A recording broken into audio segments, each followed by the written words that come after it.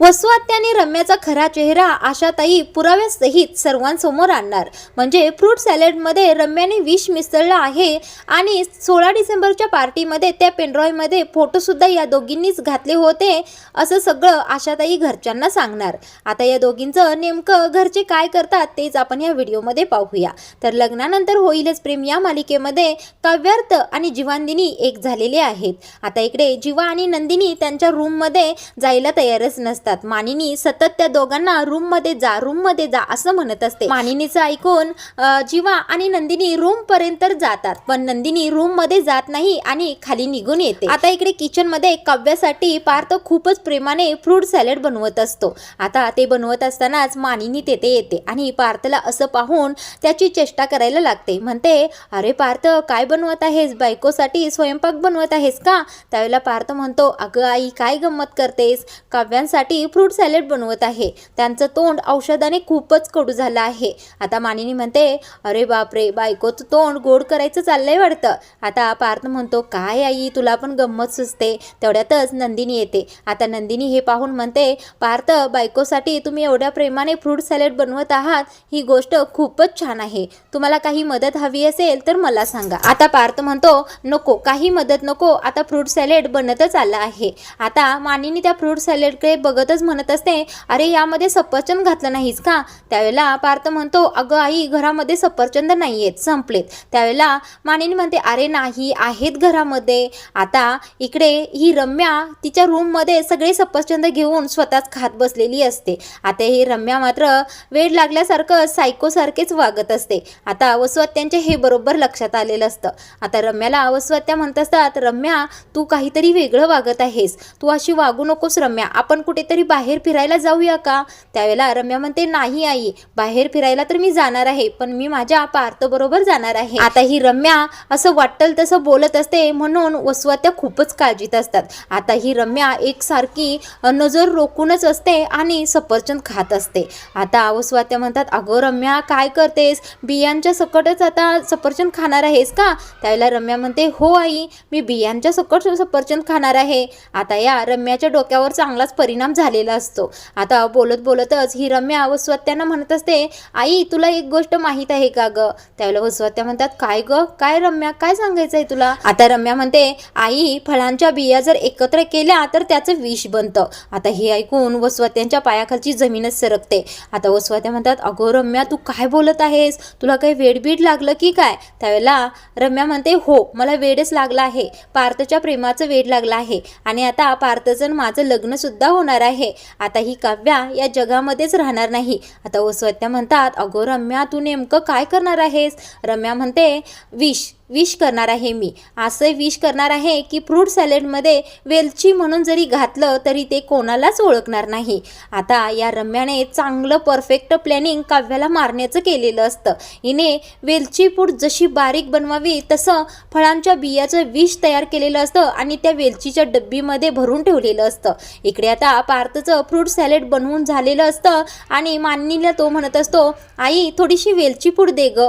त्यावेळेला मानिनी म्हणते, अरे वेड्या, फ्रूट सॅलडमध्ये कोण वेलची पूड घालतं बरं? त्यावेळेला आता पार्थ म्हणतो, हो, माझ्या काव्यांना वेलची घातलेलंच फ्रूट सॅलड खूप आवडतं. आता मानिनी म्हणते, अरे बापरे, बायकोच्या सगळ्या आवडीनिवडी तुला माहीत आहेत की? तुला कसं माहीत बरं काव्याला वेलची घातलेलं फ्रूट सॅलड आवडतं म्हणून? त्यावेळेला पार्थ म्हणतो, ह्या आहेत ना, म्हणजे नंदिनीकडे हात करतच पार्थ म्हणतो, यांनी मला सांगितलं. त्यावेळेला नंदिनी म्हणते, हो, काव्याला वेलची घातलेलं फ्रूट सॅलड खूपच आवडतं. आता पार्थ म्हणतो, काव्यांना काय आवडतं, काय आवडत नाही, हे मला सगळं माहीत आहे. त्यावेळेला मानिनी म्हणते, हो रे बाबा, हो, तुझ्या बायकोला जे काही आवडतं तेच बनवून ने तिच्यासाठी. आता नंदिनी पटकन तिथलेच एक कपाट उघडते आणि वेलचीची पूड पार्थकडे देते आणि पार्थ सुद्धा ती वेलची पूड चिमटीने घेतो आणि त्या फ्रूट सॅलडमध्ये टाकतो आणि व्यवस्थित मिसळतो. आता रम्याने त्या डब्बीमध्ये विषच ठेवलेलं असतं, हे पार्थला माहीत नसतं.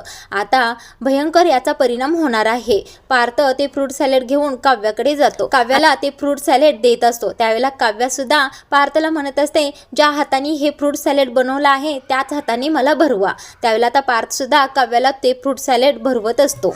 आता पार्थ काव्याला फ्रूट सॅलेड चारत असतोच, तेवढ्यातच आशाताई ओरडतात, पार्थ दादा चारू नका ते. आता पार्थ मागे वळून पाहतो तर आशाताई धावत येतात आणि पार्थच्या हातातील ते फ्रूट सॅलेड हिसकावून घेतात आणि तो चमचा सुद्धा घेतात. आता पार्थ चांगलाच चकित होतो आणि म्हणतो, अहो आशाताई काय करत आहात तुम्ही, मी किती प्रेमाने काव्यांसाठी ते बनवलं आहे. आता काव्याला सुद्धा आशाताईंचं हे वागणं थोडंसं वेगळं वाटत असतं, म्हणून ती सुद्धा आशाताईंच्याकडेच बघत असते. आता आशाताई म्हणते, अहो पार्थ दादा तुम्हाला माहीत नाहीये, यामध्ये रम्याताईंनी काहीतरी मिसळलं आहे, मी पाहिलं आहे त्यांना. आता आशाताई म्हणतात, पार्थ दादा तुम्हाला माहीत नाहीये, तुम्ही जी वेलची पूड यामध्ये टाकली आहे ती वेलची पूड रम्याताईंनी ठेवली होती, म्हणजे नेमकं त्यात काहीतरी घोळ असणारच आहे.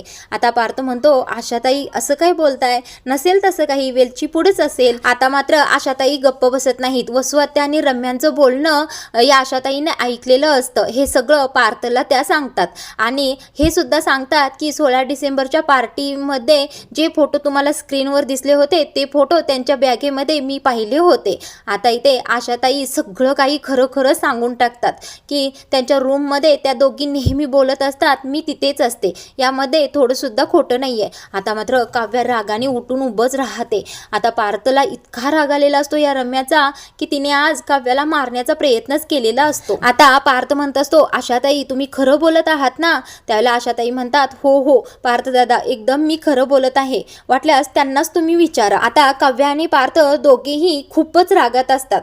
आता ते दोघे हॉलमध्ये येतात आणि वसुहत्या आणि रम्याला हाका मारायला सुरू करतात. आता त्यावेळेला सगळेच हॉलमध्ये जमा होतात, म्हणजे नंदिनी, जीवा, विक्रम, मानिनी आणि वसुहत्या आणि रम्या सुद्धा धावतच येतात. आता हा पार्थ पुढे येतो आणि रम्याच्या खाड करून कानाखालीच हाणतो. तो म्हणतो, तू वेलची पूड म्हणून किचनमध्ये काय ठेवलं होतंस, ते विष ठेवलं होतंस का, तू तर आज काव्याला मारण्याचाच प्रयत्न केलास की, तुझी हिंमत कशी झाली बरं असं वागण्याचा. त्यावेळेला रम्या, नाही मी असं केलेलं नाही, मी अजिबात केलेलं नाही. आता ही रम्या काहीतरी सांगण्याचा प्रयत्न करत असते, तेवढ्यातच पार्थ दुसरी थोबाड हाणतो आणि म्हणतो, 16 डिसेंबरला तुम्ही आमच्यामध्ये भांडणं तुम्हीच लावली ना, आणि तुम्ही दोघींनीच ते फोटो स्क्रीनवर सर्वांसमोर आणलेत ना. आता वसुहत्या चांगल्याच चचपाडतात आणि थोड्याशा पाठीमागेच सरतात. आता मात्र रम्या खूपच घाबरलेली असते. आता ही रम्या काही केल्याने तिचा गुन्हा कबूल करायला तयार नसते, म्हणून आता येते पुढे काव्या पुढे आल्या म्हटल्यानंतर रम्या आणि वसुहत्या इतक्या घाबरतात की चटाचट सगळं खरं बोलायला सुरू करतात. रम्या म्हणते, हो मी वेलची पुढच्या डब्बीमध्ये काव्याला मारण्यासाठी विष घातलं होतं. आणि वसुहत्या म्हणतात, हो 16 डिसेंबरच्या पार्टीच्या पेनड्रॉयमध्ये काव्या आणि जीवाचे फोटो आम्हीच ठेवले होते. आता हे ऐकून मात्र विक्रम, मानिनी खूपच चिडतात. आता या दोघींचं सत्य ऐकून नंदिनी म्हणते, या दोघींचं करायचं तरी काय, या घरातच राहतात आणि आमचंच वाईट चित्तात, यांना कसं काही एवढं वाईट वागावंसं वाटतं काही कळत नाही. आता विक्रम मात्र खूप चिडलेले असतात. आता विक्रम काय करतात, त्या दोघींना पुढे बोलवतात आणि म्हणतात, आता या क्षणापासून तुम्ही दोघींनी माझ्या घरामध्ये राहायचं नाही. आता मानिनी, पार्थ असेच म्हणत असतात की आता तुम्हा दोघींना घरात ठेवणे म्हणजे आमच्या जीवाला धोकाच आहे, त्यामुळे तुम्ही दोघींनी अजिबात या घरामध्ये थांबायचं नाही, तुमच्यासाठी आम्ही बाहेर सोय करतो, पण तुम्ही आमच्या घरामध्ये थांबायचं नाही.